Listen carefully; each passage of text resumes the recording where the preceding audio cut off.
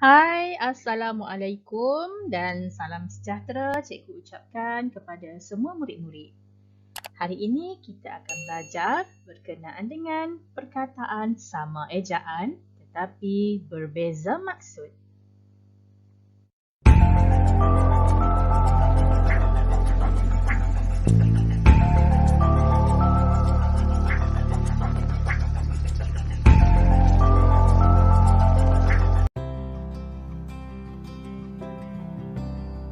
Perkataan yang sama ejaan tetapi berbeza maksud. Yang pertama, perkataan rendang dan rendang. Rendang ialah nama masakan. Contoh ayat, rendang ayam ini sangat sedap. Manakala perkataan rendang bermaksud pokok yang rimbun dan berdaun lebat. Contoh ayat, Datuk berteduh di bawah pokok yang rindang itu. Yang kedua, perkataan perang dan perang. Perkataan perang bermaksud sengketa atau berkelahi. Contoh ayat, perang antara kedua-dua negara itu tidak berkesudahan. Manakala perkataan perang bermaksud warna. Contoh ayat, rambut budak lelaki itu berwarna perang.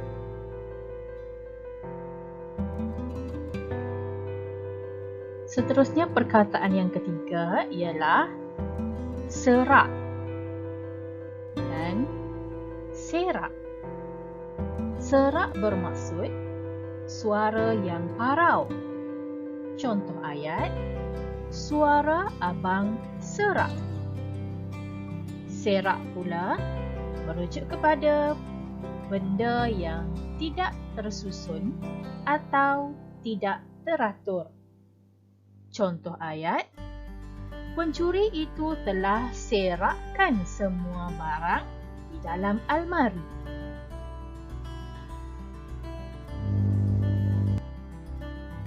Perkataan yang keempat ialah pelekat dan pelekat. Perkataan pelekat bermaksud gam atau alat yang digunakan untuk melekatkan sesuatu. Contoh ayat, Cikgu Halijah menggunakan pita pelekat untuk menampal jadual. Manakala perkataan pelekat merujuk kepada kain sarung yang biasa dipakai oleh kaum lelaki. Contoh ayat, ayah membeli kain pelekat baru.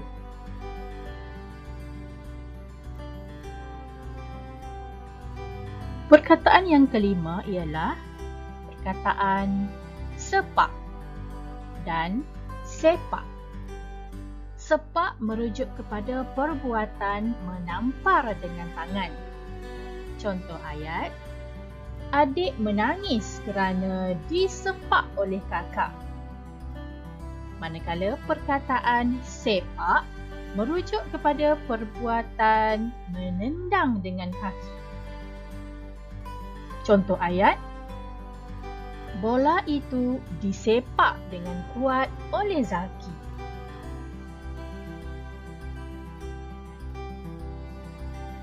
Perkataan yang keenam ialah bela dan bela.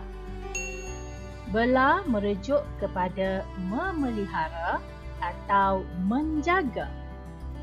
Contoh ayat, Abidin bela sereban ayam kampung.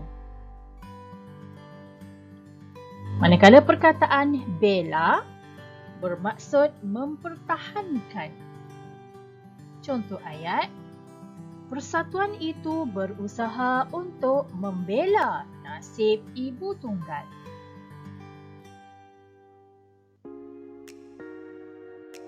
Seterusnya perkataan semak dan semak. Perkataan semak bermaksud kawasan belukar. Contoh ayat, ayah menebas semak di belakang rumah. Manakala perkataan semak bermaksud memeriksa dengan teliti. Contoh ayat, Cikgu Azmi sedang semak buku latihan murid.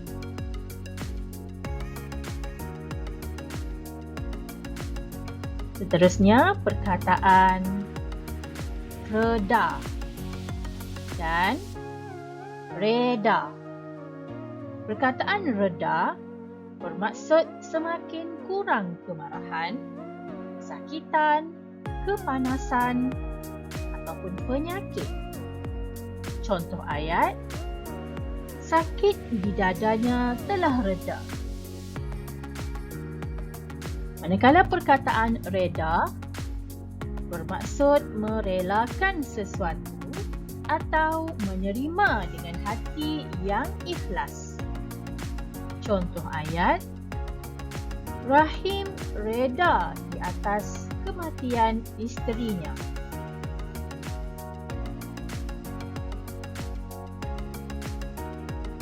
Seterusnya, perkataan selak dan selak. Perkataan selak bermaksud mengunci pintu atau tingkap. Contoh ayat, ayah selak semua tingkap rumah sebelum masuk tidur. Manakala perkataan selak bermaksud menyingkap lansir, helaian kertas atau kain. Contoh ayat, ibu selak langsir untuk melihat tetamu yang datang.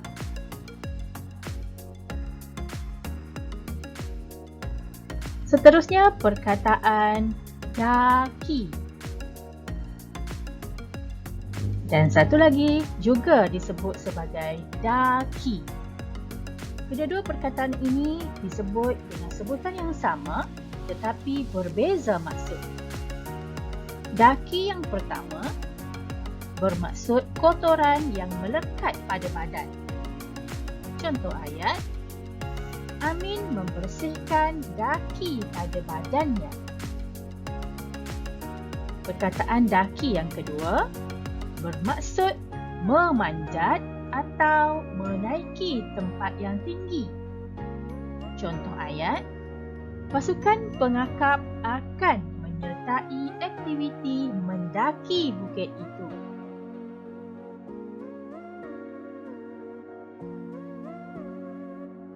Perkataan yang terakhir yang akan kita belajar pada hari ini ialah perkataan buku.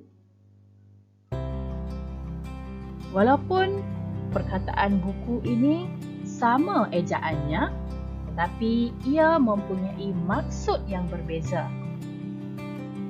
Perkataan buku yang pertama bermaksud kitab atau bahan bacaan. Contoh ayat, Sofia sedang membaca buku cerita. Manakala perkataan buku yang kedua membawa maksud penjodoh bilangan untuk benda yang berbongkah. Contoh ayat, Rini membeli sebuku sabun di kedai runcit itu.